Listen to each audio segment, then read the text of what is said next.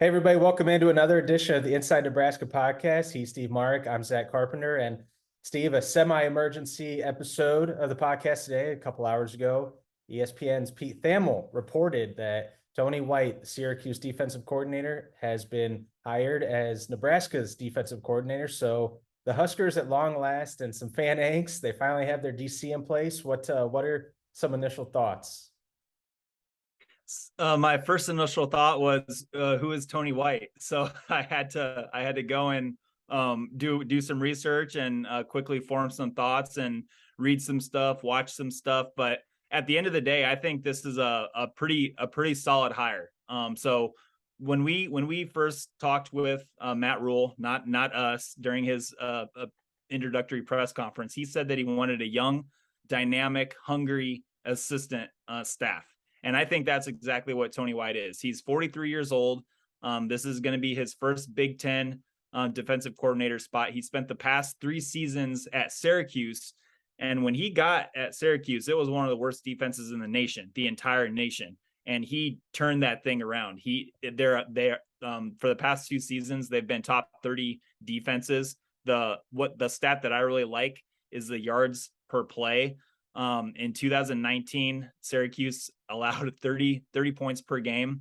The past 2 seasons, every season that Tony White has been there, he's decreased that average and got that lower. But with the yards per play, like I was talking about, it's at 4.94 right now. When he got there in 2020, the year before that, it was in the sixes. So that's really bad, but he got that all the way down to 4.94 yards per play, which is really good. And then obviously what Thamel mentioned in his tweet was the scheme that Tony White likes to run, the 3-3-5. Now, if you look at Tony White's background, where he learned that from, it was San Diego State. He learned it from the godfather of the 3-3-5, Rocky Long, a really well-respected coach, defensive-minded coach, who had a lot of really good years at San Diego State with the Aztecs. Rocky Long was a guy who didn't invent the 3-3-5, but he was a guy who used it a lot, developed it, kind of evolved it, put his own tweaks and stuff onto it. And it's been a really, really good defense for San Diego State over in Mountain West. And the Aztecs continually have really, really good defenses over there. Now, the question is, the 3-3-5 can work in the Mountain West. It obviously has done really well at Syracuse, one of the better defenses in the AC this year. But what I'm wondering is, how is that going to translate to the Big Ten against teams like Michigan, Ohio State, Illinois, guys that come right at you with 2 tight ends, 3 tight ends sometimes. But the thing about that with Tony White is I just think that, he's a smart guy. He's obviously a rising coach in the industry.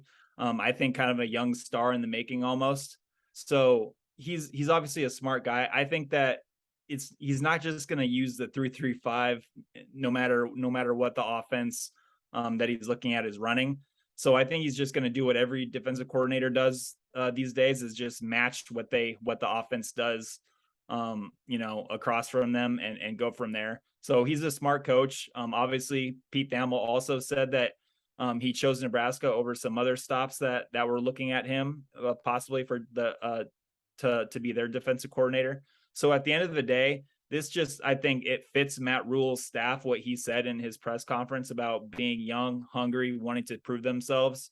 And obviously, Tony White he's a good recruiter as well. He won some Recruiter of the Year awards when he was at San Diego State in the Mountain West. So overall, this hire, I don't think, is going to excite many people, because a lot of people are kind of reading up on who he is actually. So, and I understand that a lot, but if you kind of look at it, he's a young, hungry guy who I think is a rising star in this industry. And the lone connection that we found with Matt Rule was when Matt Rule was a D-line coach at UCLA in 2001. That's when Tony White was a linebacker for the Bruins in 2001. So that's our only, I think, connection that we see between these two.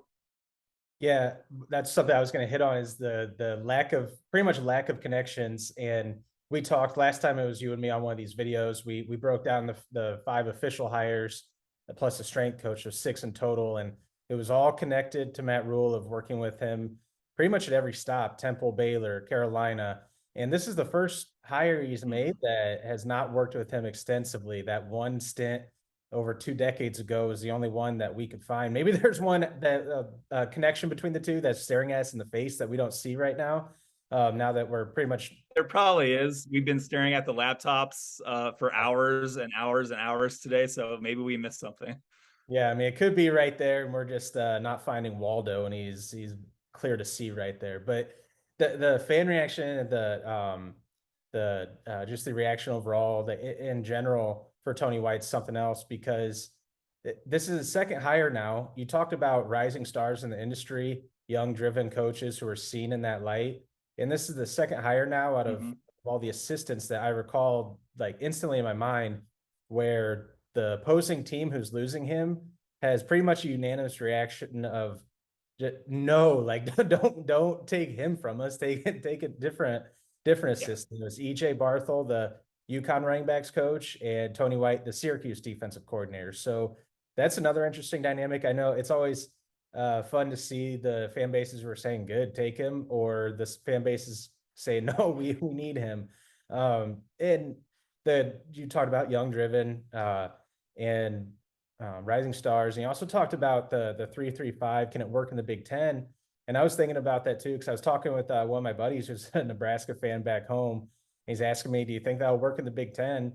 And before I got back to him, we started this video, and I'd been thinking, I mean, maybe not against the Michigans or the Illinois of the world, which is funny that we're saying the Illinois of the world, because we're not too far removed from them, as where we wouldn't be talking about them at all as any sort of Big Ten contender. But when we look toward the future of the Big Ten, the 3-3-5, welcoming in USC and UCLA into the conference, if Nebraska's going to be playing both of those teams twice a year with Chip Kelly and Lincoln Riley at the helm of those programs. And then Luke Fickell just hired Phil Longo at North Carolina as his offensive coordinator. Yeah. So we could see some more explosive offenses in the Big Ten going forward. Yeah, and you know what I've been reading up. Obviously, I'm not a football coach, but what I've kind of read and watched about the 3-3-5, it's a pretty diverse scheme. And you know, the thing about that is you can do a lot of different things in it. It can be a 3-man line if you want it to be. If it can be a 4-man line, you can put 5 guys at the line of scrimmage and create one-on-ones with all 5 offensive linemen if you want. It's really good to blitz out of. There's a lot of different things that you could blitz out of just to confuse offensive lines. But also, you know, what I kind of like about this, and I tweeted about it also, was the first thing that I kind of thought of with the 3-3-5 is, obviously there's going to be a nickel out there most of the time, I believe. And my mind just goes to Javen Wright and Isaac Gifford, guys like that. Maybe even Omar Brown, who moved from, you know, the northern Iowa transfer, who came here as a corner, was moved to a safety, then was moved down closer to the line of scrimmage at nickel. Those guys I'm excited about, because I think there's talent in Nebraska's Nebraska's nickel package, and I just think that this is the best thing in the world for a guy like, you know, Javen Wright, a big defensive back, 6'5", 210 pounds.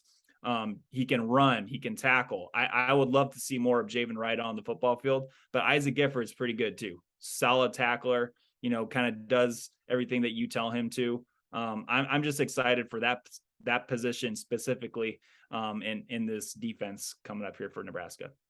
Yeah, if anyone knows you, has been watching or reading your stuff, when you dissect defenses, you guys know Steve Marik's love for Nickelbacks and defense in general.